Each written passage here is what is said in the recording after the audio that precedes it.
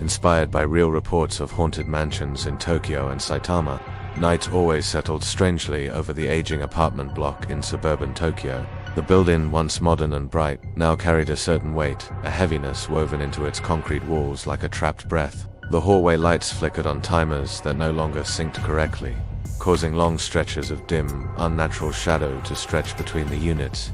Apartment 302 sat at the far end of the corridor, isolated from the others by a narrow dead-end turn. The carpeting there felt different, softer in places, uneven in others, as if the floorboards beneath had warped from something more than just age. Even the air seemed colder, settling thicker against the skin.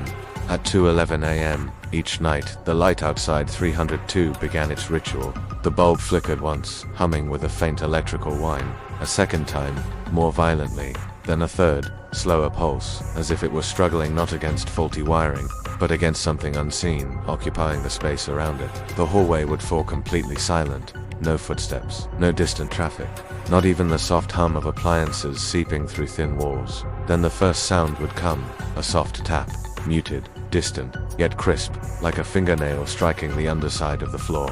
The next tap followed closer, then another, each one crawling up through the building's frame in a steady, deliberate rhythm. Tap, tap, tap. The carpet fibers just outside 300 began to shift, slowly, carefully, as though pushed by something beneath them.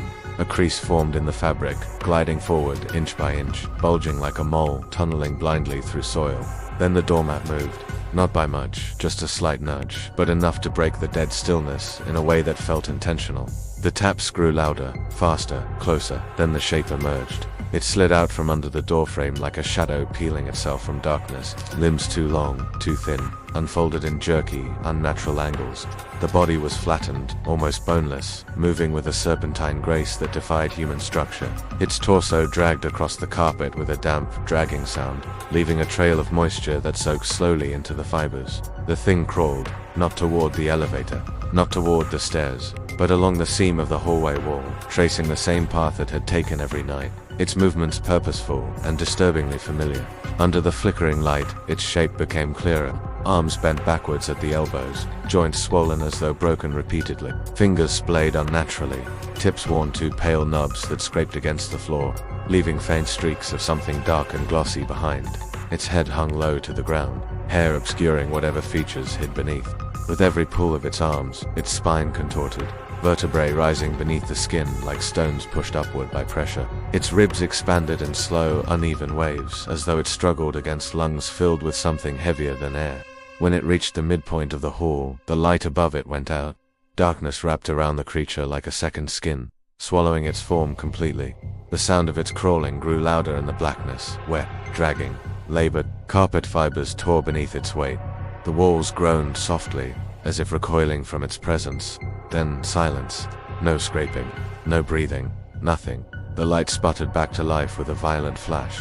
The hallway was empty. Only the wet trail remained, a dark, glistening stain stretching from under 302's door to the far end of the corridor, disappearing around the corner as though the creature had simply seeped into the shadows. By morning, the stain would be gone, not cleaned, not dried, gone, absorbed into the fibers like the building itself had swallowed it. But every night, at exactly 2:11 a.m., the bulb outside apartment 302 flickered again, 3 times, always 3. And somewhere in the walls, deep beneath the carpeting, the tapping would begin, growing closer as though something below still remembered its path, still dragged itself forward, still crawled in search of something it lost long before the building rose around it. Something or someone in apartment 302. If you like these stories, like and subscribe.